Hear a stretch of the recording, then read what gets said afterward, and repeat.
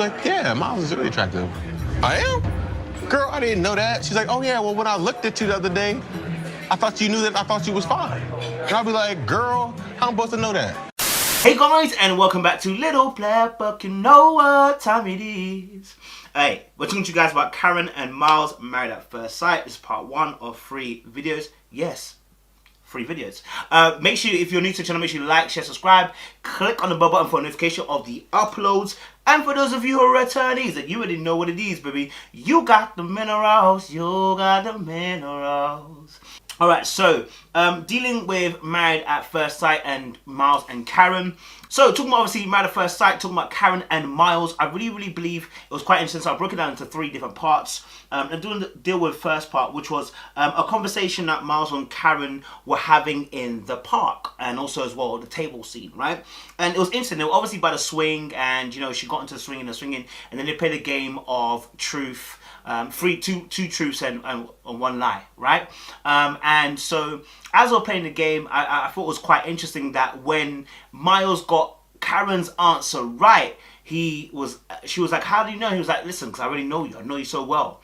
And you know, I love that because I recognize that behavior, right?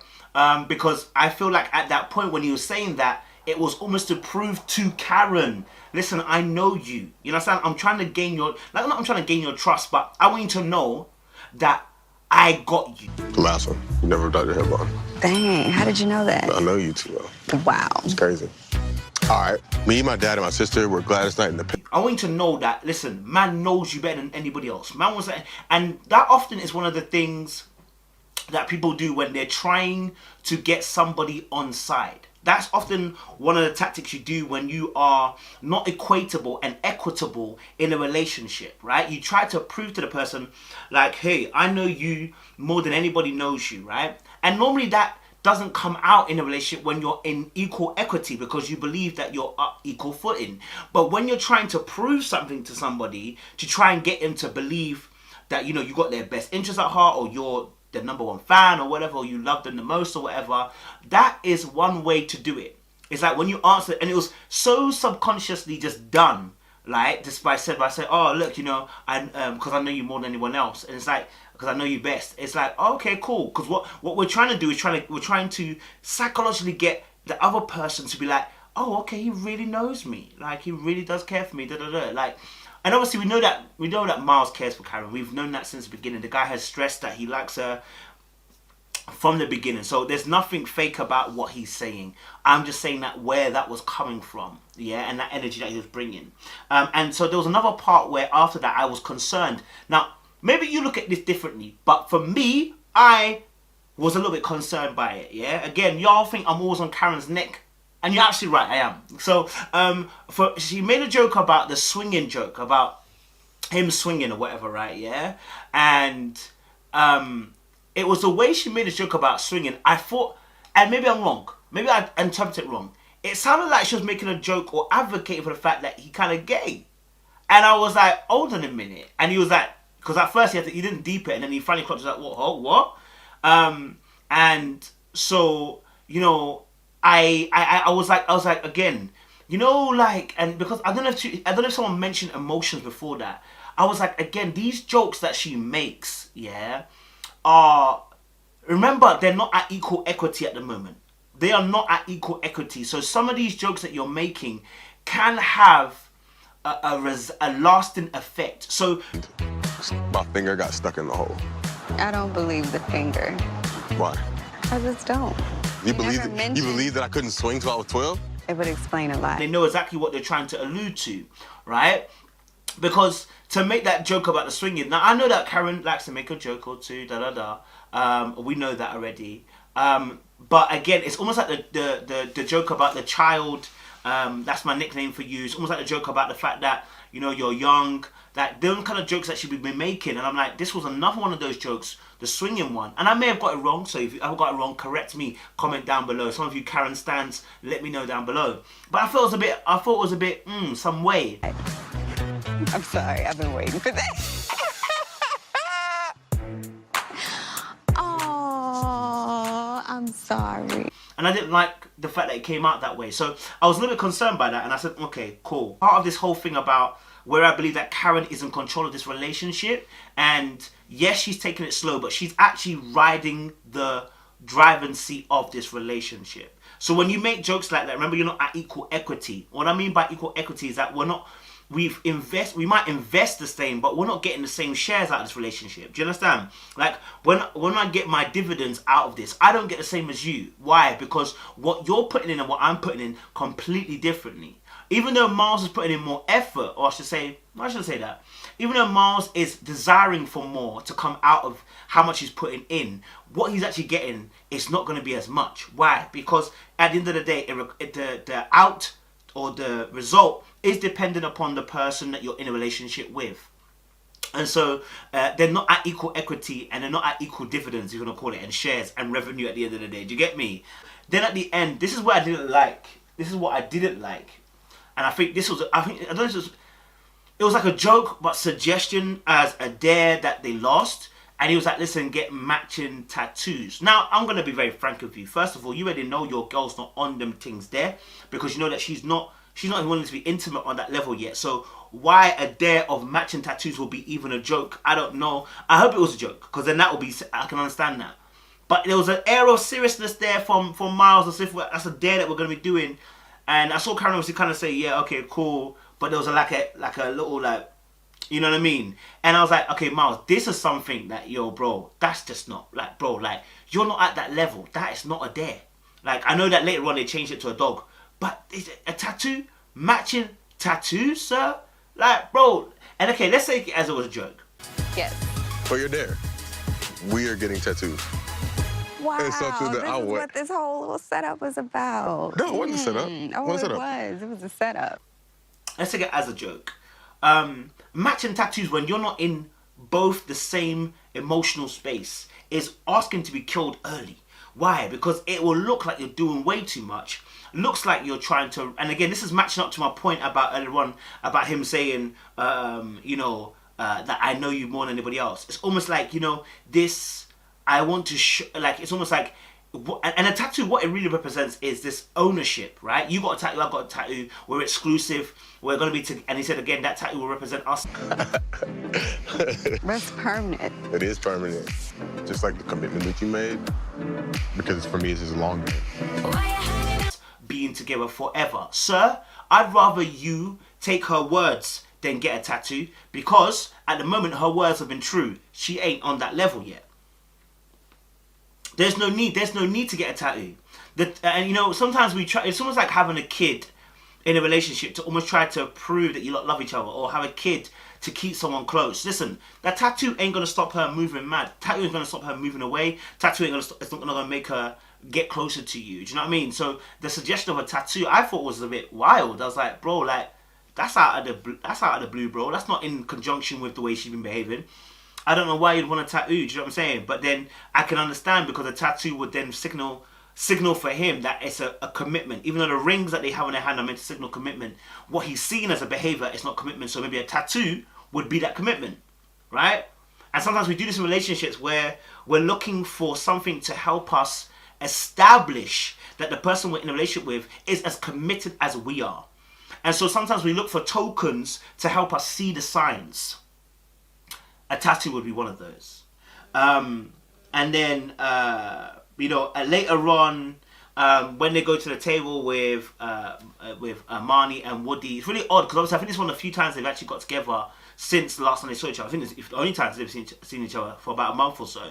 But what was really interesting is obviously they came to the table. I thought they were wearing kind of similar colours, yellow and blue.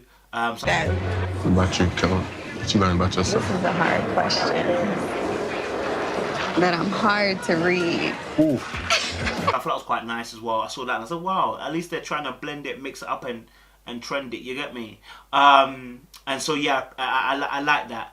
And then they sat down and then obviously got into a conversation about, I don't know how it got there, but then obviously Karen was saying, obviously one of the things that she's learned is that she's hard to read. And look, that's a good thing. Look, if you can self-reflect and find out what you are struggling with, that means you're already on the journey of trying to improve it, right? That means you're already moving along to try and bring change to a scenario, hopefully, because you're looking at it and going, that's not what I want to be like, right? And so as he says that, what's interesting is the way that Miles latches onto that and uses it as an opportunity to begin to discuss some of the things that have in a relationship. Now, here's my thing.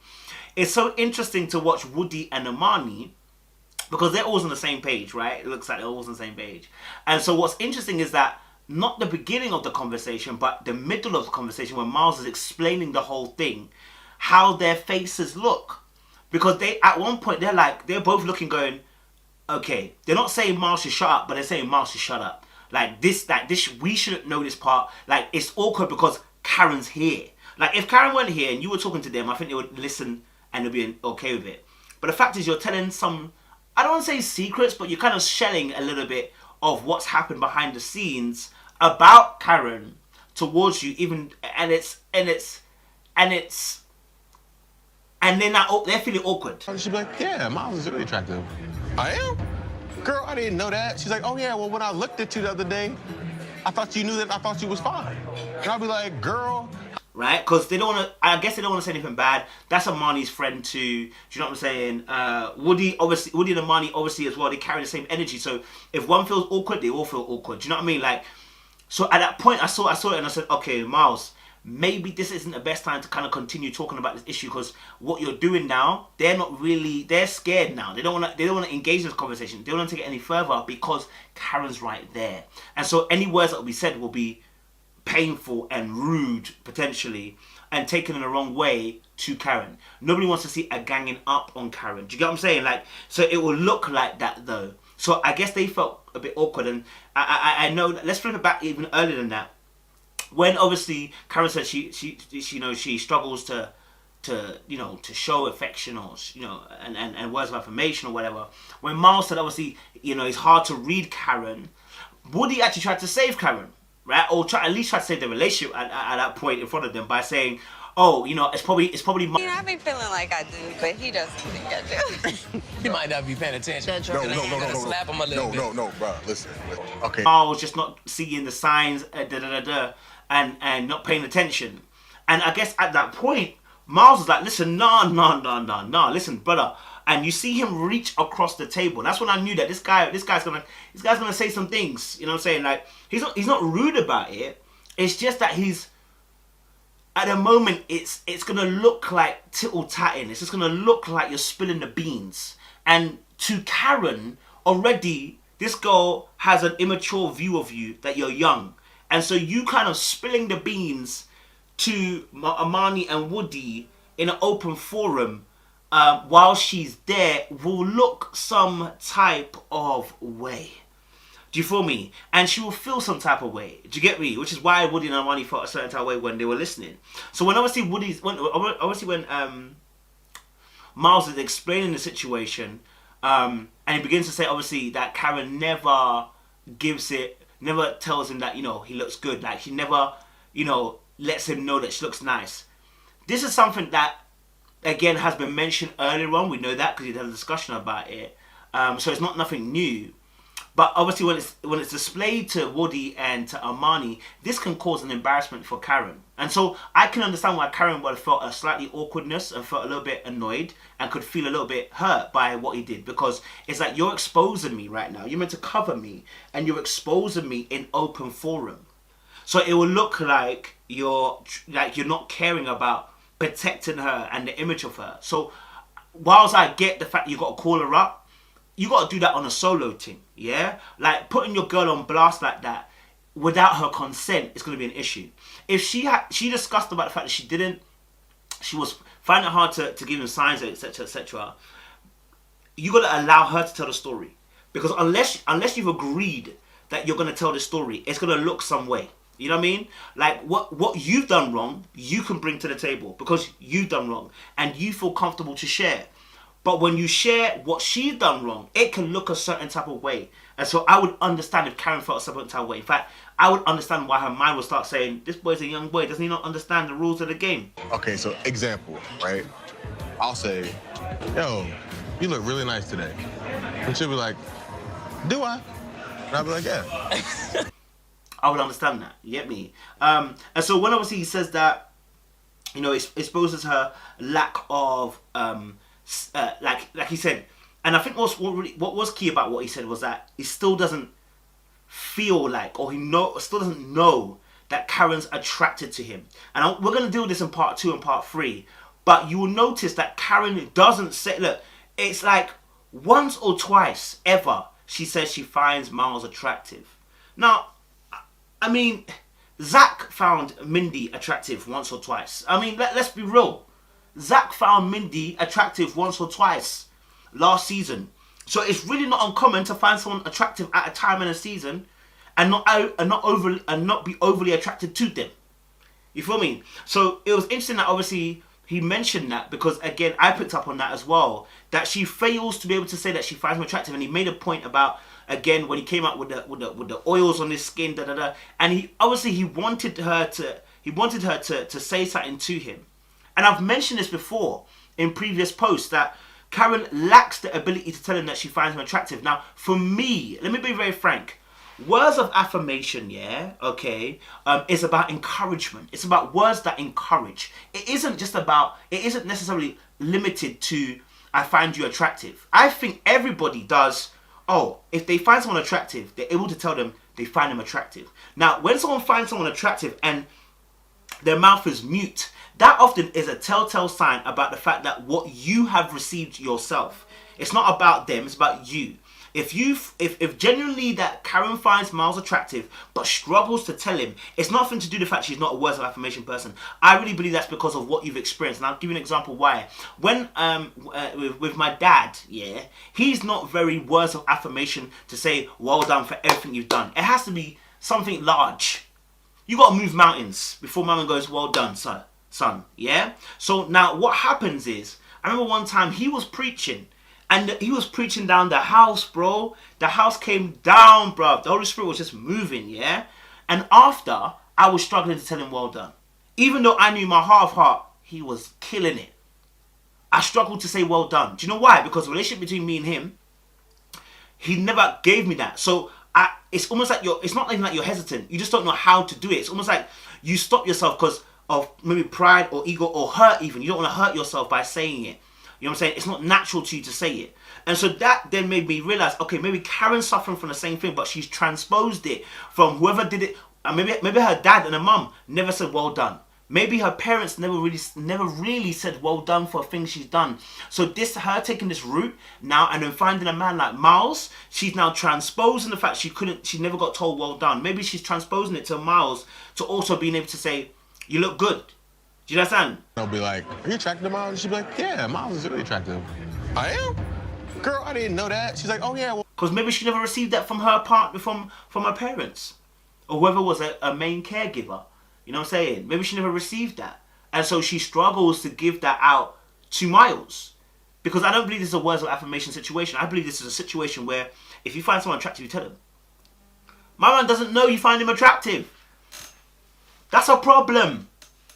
Tell me, anybody in a relationship now, listen, no, keep it real, Ton, you know what I mean? Like, and there's another thing as well, like, it can also be a power move as well. So let me give you an example.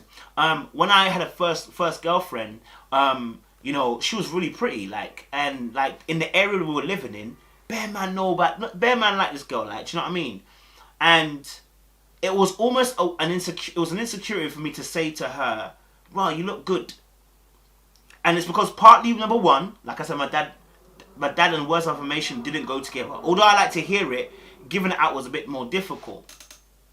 So that was part one. Part two is also as well, I was insecure about the relationship and I felt like I was at a negative equity with this girl. Like she had far more power in the relationship. So what did I do to equalize? Unconsciously but consciously, I withheld compliments. So yes, you're looking good, but I won't say it.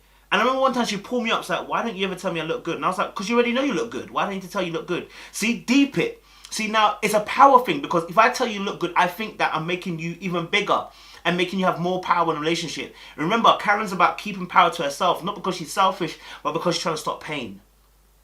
She's trying to stop herself being vulnerable, trying to stop herself from actually saying those words so that it gives him more impetus in that relationship. Do you feel me? Yeah? Maybe that whole thing what Dr. Vivian was saying about the fire thing, she's also doing the exact same thing. He doesn't want him to get too gassed, too ahead of time. And even then, that's still control. You want him not to get too ahead of steam because then you control the narrative. Deep it's still control.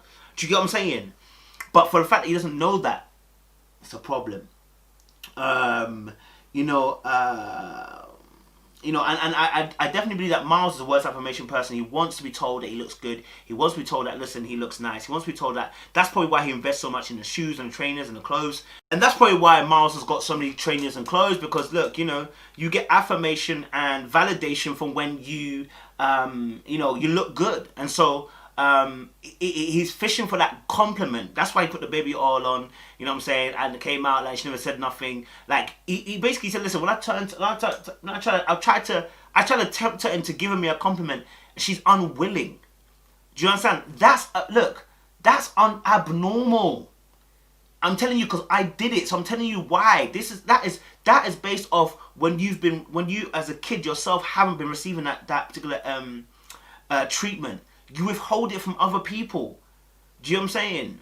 I mean, we need to find out about her mum and her dad, because obviously, something didn't go the way. Like maybe they were very stiff and strong and very regal, without the love and deep affection. Listen, African parents can be like that too. So I'm not cussing their parents. I'm merely stating the fact that a lot of our parents didn't know how to handle that side of things. You get me? And so I saw that obviously that Karen did take a little bit of offense to that, because she started sipping her drink really hard, and I was like, yeah, my girl's not happy about this, and understandably, again, because it's out in her business, it's putting laundry on the line in front of everybody. Like, that's not what it is. You got to protect your relationship. And so that, for me, I hear that from Karen, and I think that Miles should have been a conversation that was done when she weren't there, and not done when she was there, because it's going to put her in a peak situation, especially if she hasn't given consent to have that kind of conversation as well. And maybe it would have put a bit of fire in their belly. I doubted it, but yeah, guys, let us know your thoughts down below. What do you guys think? Comment down below, and subscribe to the channel as well. Appreciate you. Stay locked, more love.